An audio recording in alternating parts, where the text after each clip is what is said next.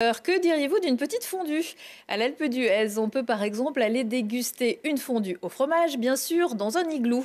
L'idéal pour se réchauffer après une balade en raquette sous les étoiles.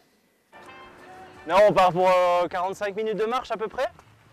On va dans cette direction, on va s'éloigner un peu de la station pour être plus au calme, plus tranquille. Et puis après, on attaquera un peu les choses sérieuses, on sortira de la piste et là, on se mettra à la file indienne. Mais je vous le redirai à ce moment-là.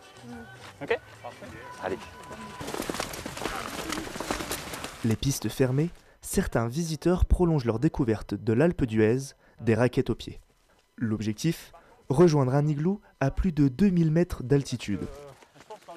Pour Béatrice, c'est l'occasion de tester de nouvelles expériences. Et faire une randonnée en raquette de nuit et puis un dîner dans un igloo, c'est original. Les étoiles observées, le groupe reprend sa marche en direction de l'igloo, façonné par Clément Page, le guide de montagne. On est pas mal. Prenez place autour de la table. J'ai mis 2 jours. On était 5 personnes au début pour faire vraiment le grand tas de neige. Et puis après à 2 personnes pour pouvoir creuser l'intérieur et faire les finitions.